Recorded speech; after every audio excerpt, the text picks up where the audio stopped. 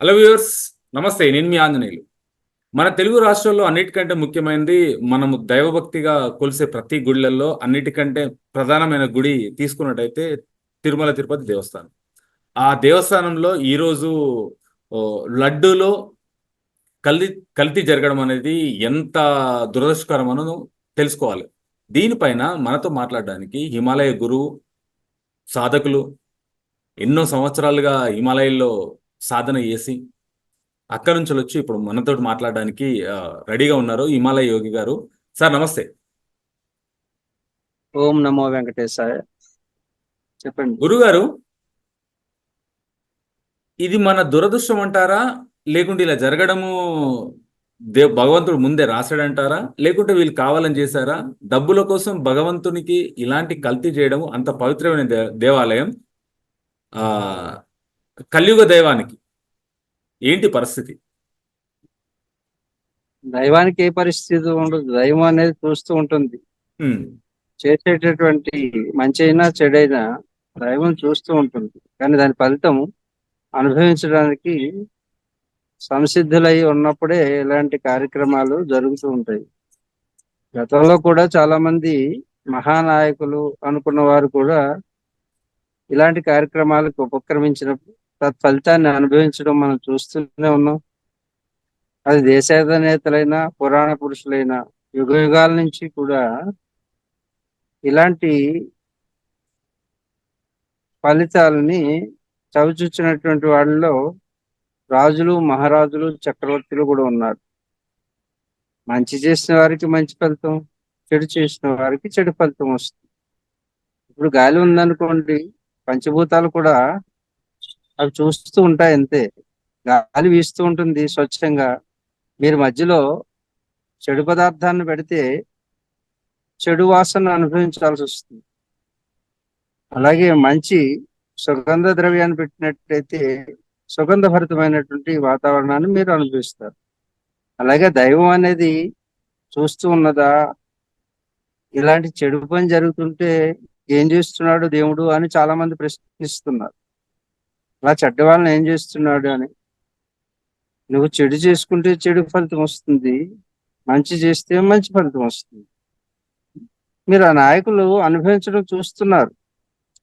ఎవరు బొకాయించినా లేకపోతే మేము చేయలేదన్నా ఓకే, వాళ్ళు చేయలేకపోతే మంచి పని చేస్తే మంచి ఫలితం వస్తుంది. మనం ఆ ఋషికొండ విషయంలో కూడా అలాగే చెప్పాం. అలాగే అయోధ్య విషయంలో కూడా అదే చెప్పాను. మీరు భగవంతుడు లేడా అంటే లేని వారికి లేడు, ఉన్న వారికి ఉన్నాడు. అది చెడు చేసిన వారికి చెడు ఫలితం వస్తుంది, మంచి చేసిన వారికి మంచి ఫలితాన్ని ఇస్తుంది. అయితే ఇక్కడ లడ్డువా ప్రసాదమా కాదు, ఏ కర్మని నువ్వు ఆచరించావో ఆ కర్మ ఫలితమే వస్తుంది. అయితే అపచారం జరిగిందా అంటే తప్పకుండా జరిగింది. కలియుగ దైవం విషయంలో చాలా మంది, ఎన్ని కోట్ల మంది విశ్వాసం ఎందుకు పెంచుకున్నారు కలియుగ దైవం అయినటువంటి శ్రీ వెంకటేశ్వర స్వామి మీద? దానికి కారణం ఏమిటంటే వారు అనుకున్నటువంటి ఫలితాలను వారు సాధిస్తున్నారు భక్తులు. అయితే పాపాలకులైతే వారికి దైవం కూడా వ్యాపారం అవుతుంది. వ్యాపార కేంద్రం కింద మార్చినప్పుడు మాత్రమే ఇలాంటి దుష్ఫలితాలని పొందుతారు.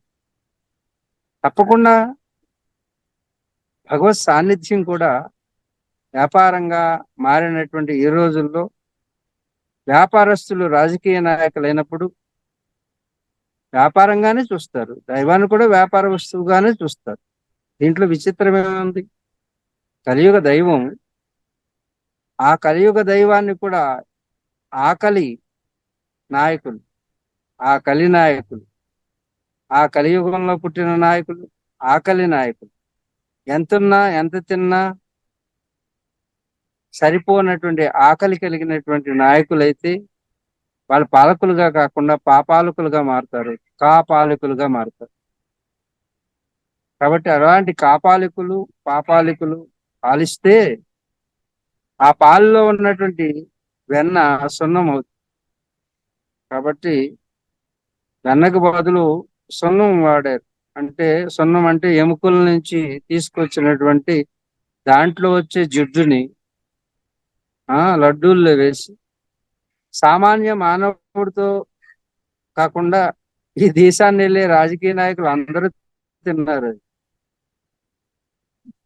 కాబట్టి దేశవ్యాప్తంగా కాకుండా ప్రపంచవ్యాప్తంగా ఇది ఒక దుశ్చర్యగా ప్రతి భక్తుడు యొక్క మనోభావాల్ని దెబ్బతీసినట్టుగా ఈరోజు మనకు కనపడుతుంది. నిజమే కదా అది.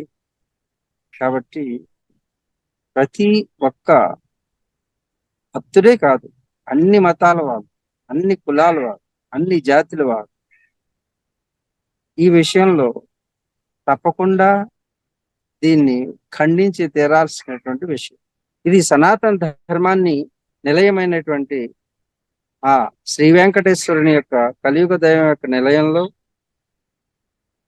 లోపాలకి పాపాలకి చోటు లేని ధార్మిక వ్యవస్థ మాత్రమే పనిచేయాలి. ధార్మికులైన వారు, అనుభవజ్ఞులైనటువంటి వారు, స్వామివారి సేవే మహద్భాగ్యంగా భావించేవారు, ధనం వైపు చూడకుండా స్వామివారి సేవే సాధనంగా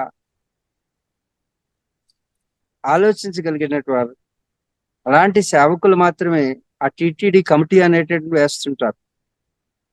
ఇది రాజకీయ నాయకుల యొక్క ప్రభావం కానీ ప్రమేయం కానీ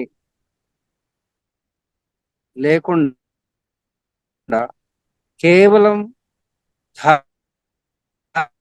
ధార్మికులే శాసించగలుగుతారు.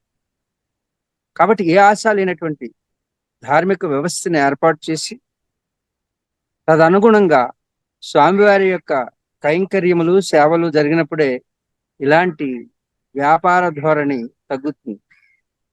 ఇది ఖచ్చితంగా వ్యాపారమే. అయితే కేవలం వారిని దూషించడం, ప్రభుత్వాలను నిందించడమే కాదు, ప్రతి ఒక్కరూ కూడా ఆలోచించాలి. దీనికి సమూలంగా ఇలాంటి సమస్యల్ని సమగ్రంగా పరిశీలన చేసి దానికి కేవలం విమర్శ చేయడమే కాదు, స్వామీజీలైనా పరిష్కారం చెప్పే స్వామీజీ కావాలి, పరిష్కారం చెప్పే ధార్మికుడు కావాలి. కాబట్టి రోజుకి 5 కోట్ల నుంచి 10 కోట్ల వరకు వచ్చినటువంటి రోజులు ఉన్నాయి స్వామివారి. కానీ ఆయనకి పోటు ఇస్తూ ఉన్నారు. కాబట్టి స్వామివారికి కైంకరించేసేటటువంటి దాంట్లో కూడా భక్తులు ఇచ్చినటువంటి ధనాన్ని భక్తులకి వినియోగించాలి. కానీ కేవలం భక్తులంటే ధార్మిక వ్యవస్థని నడిపించేవారు ఏది ఆశించిన వారై ఉండాలి. అక్కడ సేవ చేయడానికి ఉద్యోగస్తులు కాదు ఉండాల్సింది. ఉద్యోగస్తుల ద్వారా టిటిడి అంటే ఏదో ప్రతిఫలాన్ని ఆశించేవారు కానటువంటి వారు, ధార్మికులైనటువంటి వారు, హిమాలయాల దగ్గర నుంచి సేవ చేసేటటువంటి వారు అనేక లక్షల మంది యోగులు ఉన్నారు. వాళ్ళని వినియోగించండి. ప్రభుత్వం మానిటర్ చేయండి.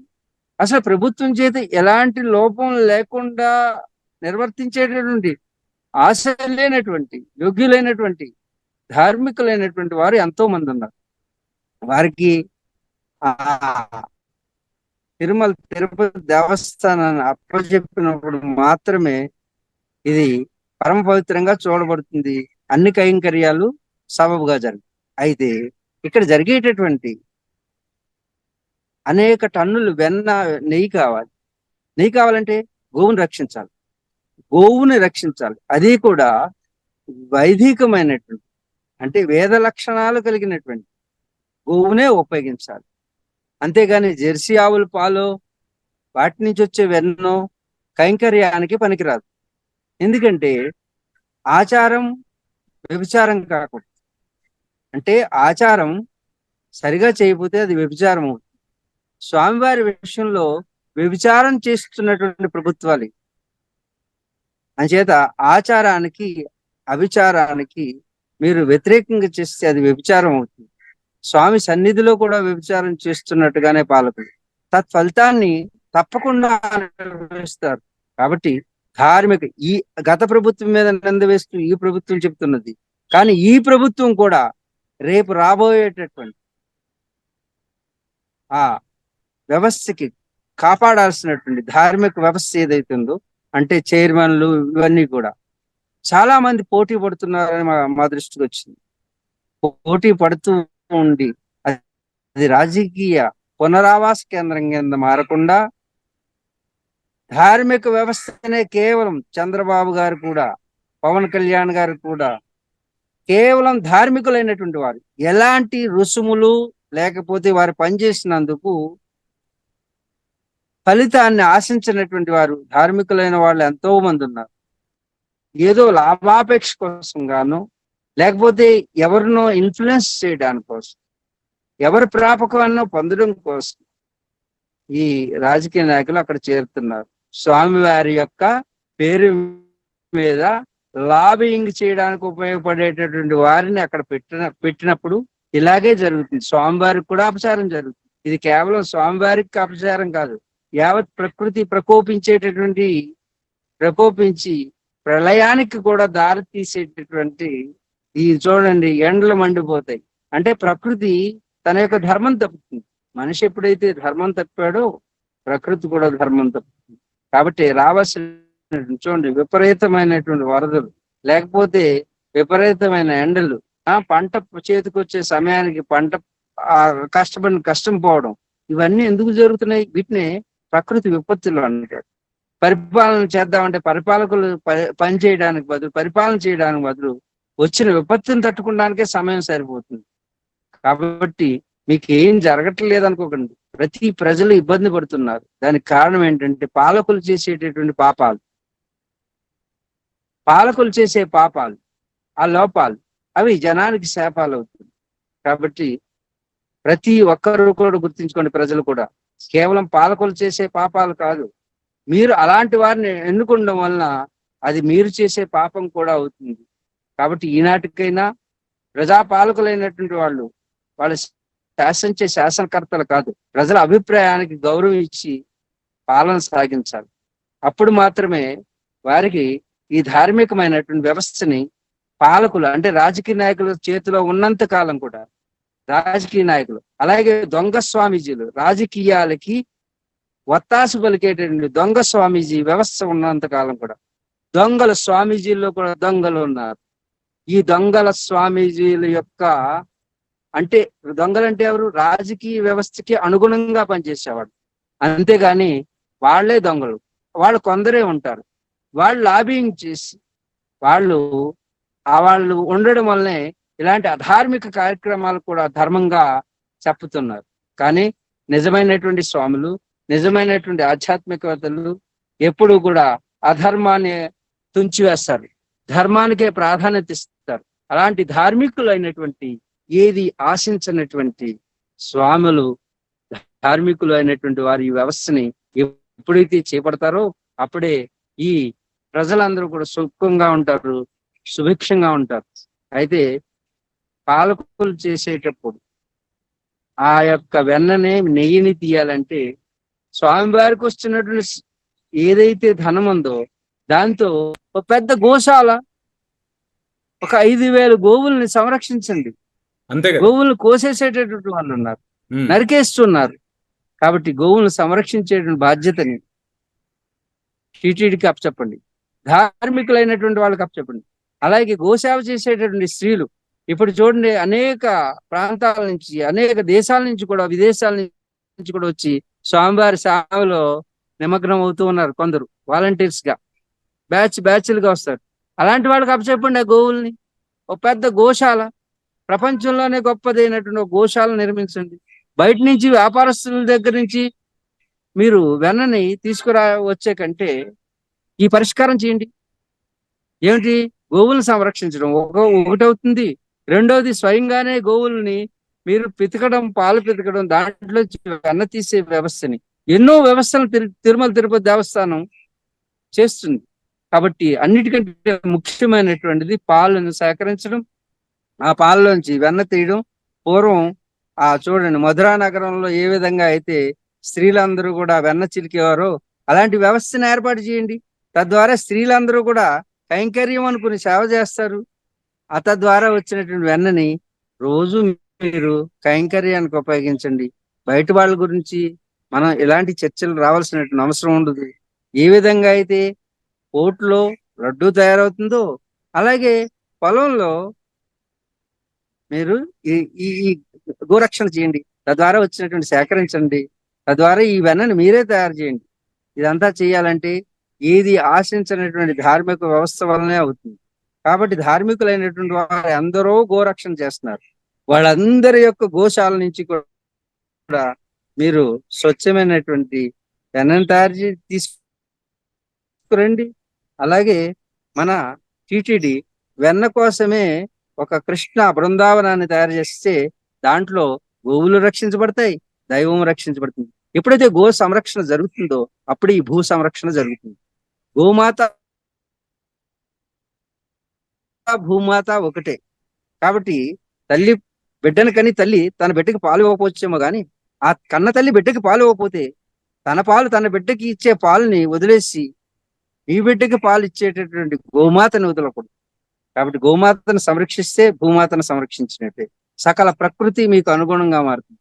అలాంటి దైవ సాన్నిధ్యాన్ని పొందాలి అంటే ప్రతి ఒక్కరూ కూడా ఈ యొక్క కార్యక్రమంలో తన యొక్క కైంకర్యంగా భావన చేసి భగవత్ సేవగా భావన చేసి ఈ యొక్క వెన్నని నెయ్యిని స్వయంగా తయారు చేసుకునేటటువంటి పరిష్కార మార్గాన్ని చూసినట్లయితే తప్పకుండా ఇలాంటి పరిష్కారం తప్పకుండా భగవంతుడికి కైంకర్యాల్లో ఎలాంటి లోపం లేకుండా జరుగుతుంది.